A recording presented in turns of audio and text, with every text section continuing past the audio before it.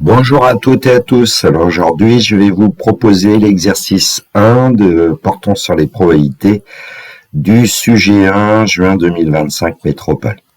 Dans le descriptif de la vidéo, vous trouverez un polycopié en format PDF avec l'énoncé et le corrigé, ainsi qu'un lien vers mon blog où vous pouvez trouver divers documents, notamment de maths spécialité maths experte. Bien évidemment, l'idéal, c'est de prendre le sujet, de chercher à le résoudre. Alors, je vais, dans un premier temps, commencer l'énoncé, résoudre question par question pour gagner du temps pour la vidéo. On compte 4 groupes sanguins dans l'espace humain, A, B, AB et O. Chaque groupe sanguin peut présenter un facteur rhésus. Lorsqu'il est présent, on dit que le rhésus est positif, sinon on dit qu'il est négatif. Au sein de la population française, on sait que 45% des individus appartiennent au groupe A, et parmi eux, 85% sont de rhésus positif. 10% des individus appartiennent au groupe B, et parmi eux, 84% sont de rhésus positif. 3% des individus appartiennent au groupe AB, et parmi eux, 82% sont de rhésus positif. On choisit au hasard une personne dans la population française. On désigne par A l'événement, la personne choisie est de groupe sanguin A, B l'événement, la personne choisie est de groupe sanguin B, AB l'événement, la personne choisie de groupe sanguin AB, O l'événement, la personne choisie de groupe sanguin O. R l'événement, la personne choisie a un facteur rhésus positif. Pour un événement grand F, on note grand F bar l'événement contraire de F, et P de F est la probabilité de F. Alors, ce que je conseillais parfois à mes élèves, c'était de reprendre l'énoncé, et puis au fur et à mesure, évidemment, d'effectuer une prise de notes, et notamment de traduire ce qu'on nous disait dans l'énoncé. Par exemple, 45% des individus appartiennent au groupe A, et parmi eux, 85% sont de rhésus positif. Qu'est-ce que ça veut dire avec les événements qui ont été définis? Eh bien, P de A égale 45%, et puis P de R sachant A égale 85%. Bon, je vais résoudre maintenant les questions. Donc, la première question, recopier l'arbre ci-dessous en complétant les 10 pointillés. Donc, on voit qu'il y a à essayer de donner P de A, P de B, P de A, B et P de O, et puis aussi P de R sachant A, P de R bar sachant A, P de R sachant B, P de R bar sachant B, P de R sachant AB, P de R bar sachant AB, mais on ne nous demande pas P de R sachant O, ni P de R bar sachant O. Bon, alors, comme on nous dit que 45% des individus appartiennent au groupe A, on va pouvoir dire que P de A égale 0,45, et puis P de A sachant R égale 0,85, ce qui nous permet aussi de dire que P de A sachant R bar, j'ai dit des bêtises, donc P de R sachant A égale 0,85, donc P de R bar sachant A égale 1 moins 0,85, c'est-à-dire 0,15. Donc ici, on peut placer 0,45, 0,85, 0,15. 10% des individus appartiennent au groupe B, donc P de B va être égal à 0,10. Et puis on va avoir, parmi eux, 84% sont de rhésus positif, donc P de R sachant B est égal à 0,84, ce qui va nous donner P de R bar sachant B, qui va être égal à 1 moins 0,84, c'est-à-dire 0,16. Donc on peut compléter 0,10, 0,84, 0,16. 3% des individus appartiennent au groupe AB, donc on va pouvoir dire que P de AB est égal à 0,03. Parmi eux, 82% sont de résus positifs. Donc la probabilité de R sachant AB est égale à 0,82, ce qui donne la probabilité de R bar sachant AB égale à 0,18. Donc on peut compléter 0,03, 0,82,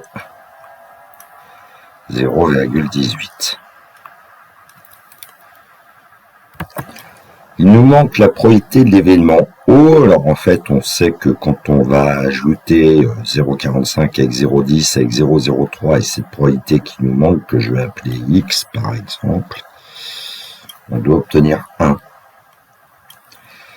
Donc X plus 0,03 plus 0,10 plus 0,45 est égal à 1. Donc on va trouver X.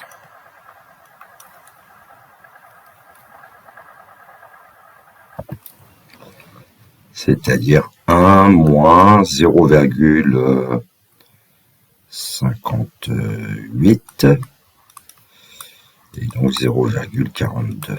Bon, j'ai rédigé un petit peu autrement, évidemment, en polycopier, mais peu importe. Donc ici, à la place de X, on peut indiquer 0,42.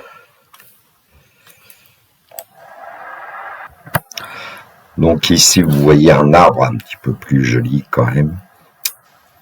Voilà, donc on va pouvoir s'appuyer sur cet arbre éventuellement. Évidemment, il nous manque deux probabilités, la probabilité de R sachant O et la probabilité de R bar sachant O.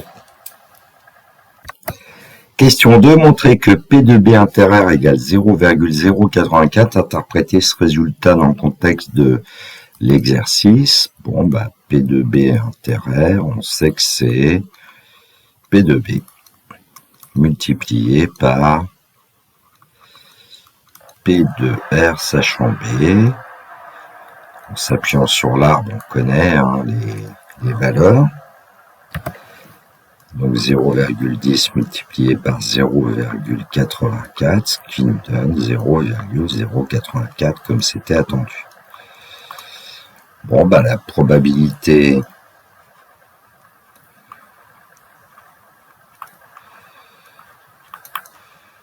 que la personne choisie au hasard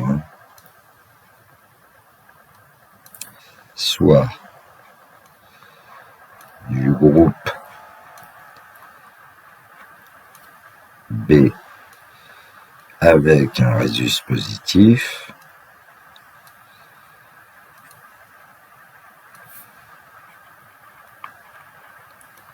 est égal à 0,084. Voilà l'interprétation. Question 3, on précise que P de R égale 0,8397, montrer que P de R sachant O est égal à 0,83.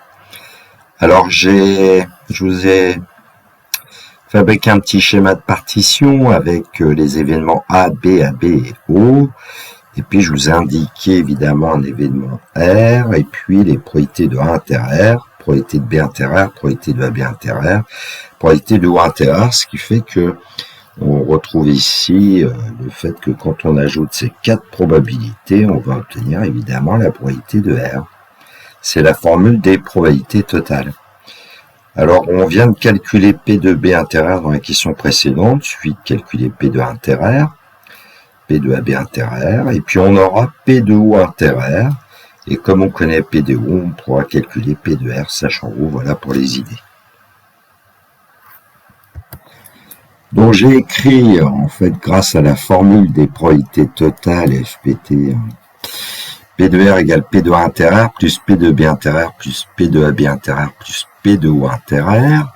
P de R on connaît, P de A inter R on calcule, c'est P de A fois P de R sachant A.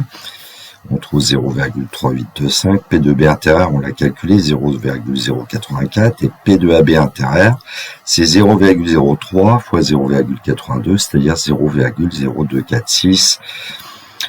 P de AB, c'était 0,03 et P de R, sachant AB, c'était 0,82. Donc, en fait, ça va nous donner 0,8397 qui est égal à 0,3825 plus 0,084 plus 0,0246 plus la probabilité qui nous intéresse, P de O intérieur, que je peux appeler petit t par exemple, et on va trouver t en utilisant une calculatrice.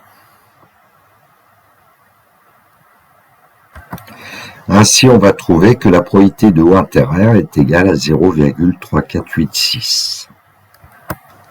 Et donc la probabilité de R sachant O, qui est la probabilité de O inter R divisé par la probabilité de O, va être égale à 0,3486, je crois, divisé par 0,42, et avec une calculatrice, ça va nous donner en fait que la probabilité de R sachant O est égale à 0,83. Quatrième question, on dit qu'un individu est donneur universel lorsque son sang peut être transfusé à toute personne sans risque d'incompatibilité. Le groupe O de résus négatif est le seul vérifiant cette caractéristique. Je vais quand même souligner le groupe O de résus négatif. Montrer que la probabilité qu'un individu choisi au hasard dans la population française soit donneur universel est de 0,0714. Et bien ici, on voit qu'il va falloir qu'on calcule la probabilité de O inter R bar, puisque le groupe O de résus négatif est le seul vérifiant cette caractéristique. Et donc, on va avoir besoin de calculer P de O plus, multiplié, par P de R bar sachant O. Alors, on connaît P de O, c'est 0,42, et puis pour avoir P de R bar sachant O, P de R bar sachant O, on sait que c'est 1 moins la probabilité de R sachant O qu'on a calculé la question précédente, et donc 1 moins 0,83, c'est 0,17.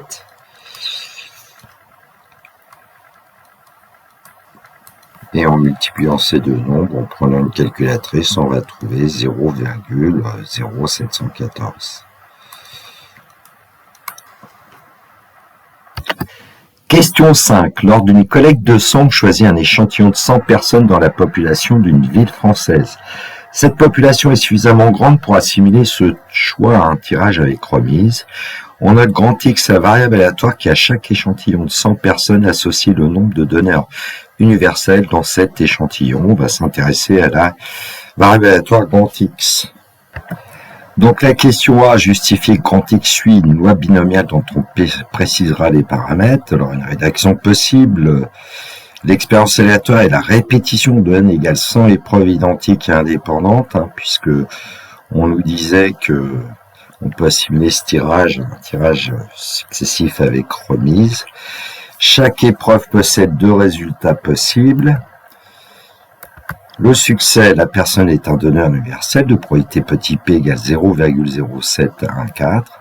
L'échec, la personne n'est pas un donneur universel de probabilité a moins p égale à 0,9286. On est en présence d'un schéma de Bernoulli.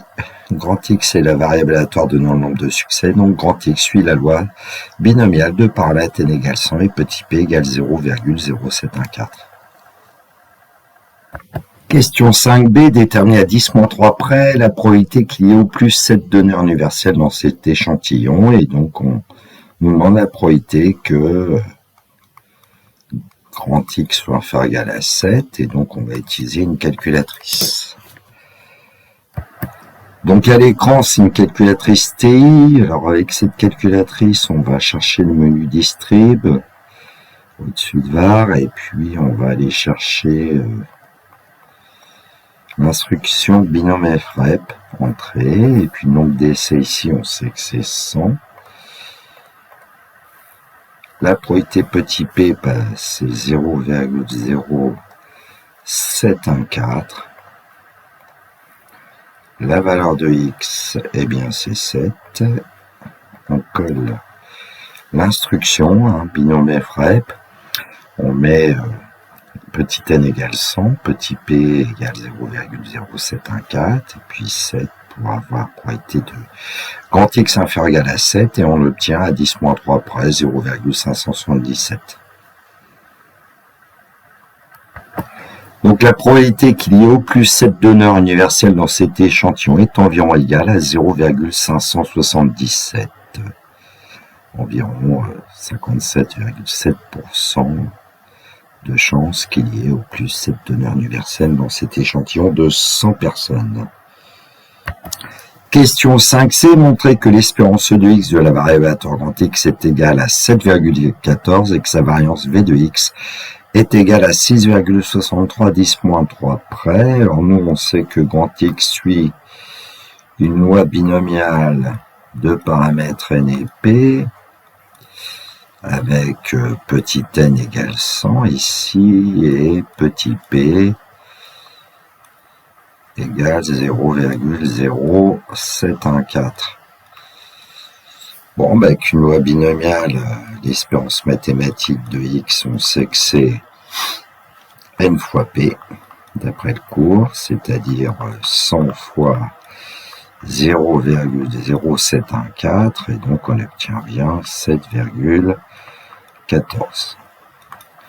En moyenne, il y a environ 7 personnes qui sont des donneurs universels, et puis v de x, on sait d'après le cours que c'est n fois p multiplié par 1 moins p, c'est-à-dire la np, on l'a calculé, 7,14, multiplié par 0,9286, et puis on peut trouver la valeur exacte, mais bon, v de x sera environ égal à 6,63.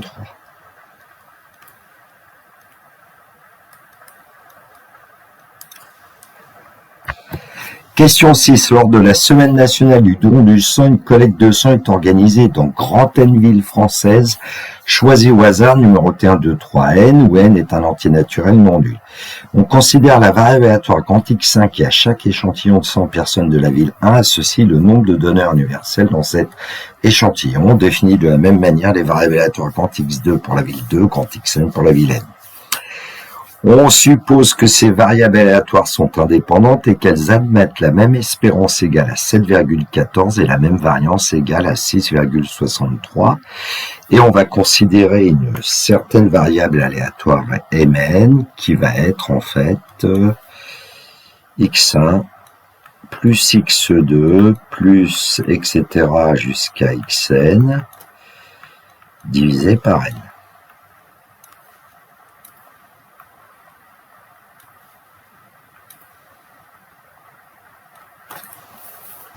Question 6a, que représente la variable aléatoire M indice grand N dans le contexte de l'exercice? Alors je rappelle que M indice grand N, c'est x1 plus x2 plus xn divisé par n.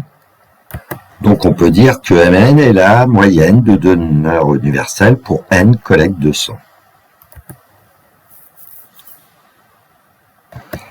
Question 6b, calculer l'espérance E de Mn. Alors Mn, x1 plus x2 plus xn divisé par n. Et puis pour un entier k compris entre 1 et n, on sait que xk suit la même loi que grand X. Et donc d'après le cours, on va pouvoir dire que l'espérance de Mn, c'est l'espérance de grand X. Et donc c'est égal à 7,14. 6c, on désigne par V de Mn la variance de la vecteur Mn. On montrait que V de Mn égale 6,63 divisé par grand N. Alors, les variables aléatoires x1, x2, xn sont indépendantes et suivent la même loi que grand X. Donc, v de mn, d'après le cours, ça sera v de x divisé par grand N. Ici, c'est un grand N, et donc ça va être 6,63 divisé par grand N. Pour la variance, ce qui est important, c'est que les variables aléatoires x1, x2, xn soient indépendantes pour qu'on ait ce résultat.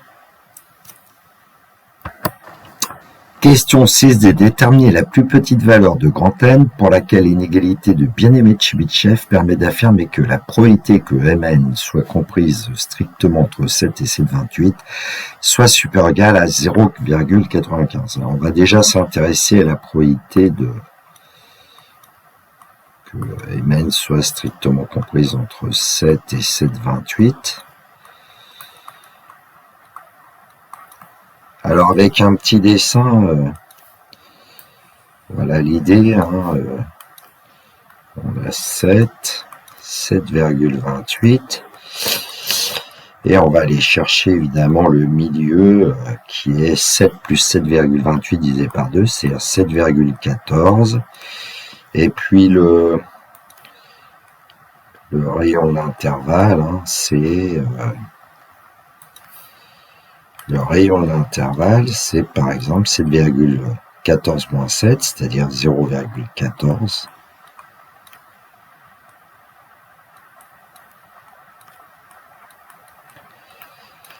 Bon, on va dire que cette probabilité, c'est la probabilité que 7 moins 7,14,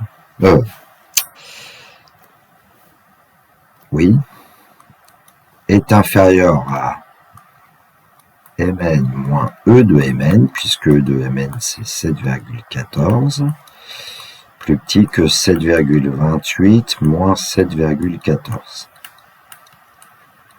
Ce qui nous donne la probabilité que moins 0,14 soit plus petit que Mn moins E de Mn,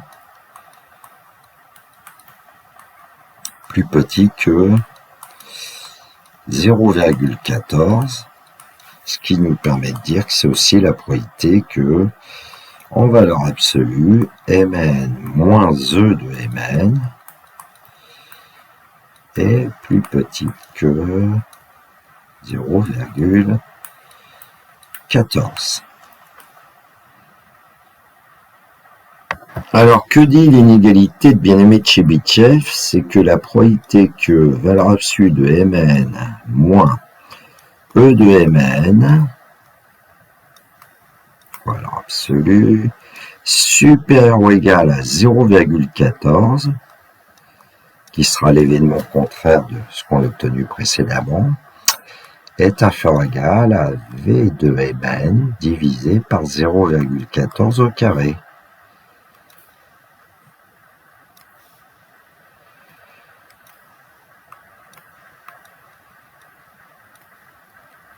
Bon, ça va nous permettre de trouver, pour la probabilité que valeur absolue de Mn moins E de Mn inférieure à 0,14, une minoration-majoration. Donc en passant l'événement contraire, on va obtenir 1 moins la probabilité que valeur absolue de Mn moins E de Mn sont des grands N, moins E de M grand N, eh bien, inférieur ou égal à 0,14 est inférieur ou égal à... Alors, V de Mn, c'était 6,63 divisé par grand N. Et quand on calcule 0,14 au carré, on va obtenir 0,0196, évidemment, multiplié par grand N. Donc, 1 moins la probabilité qu'on cherche en fait, c'est la probabilité que Mn soit...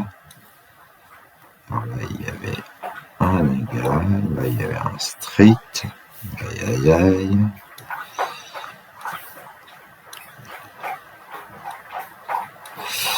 que Mn soit comprise entre 7 et 7,28 est inférieur ou égal à 6,63 divisé par 0,0196 grand N. On aurait pu faire un calcul, mais bon.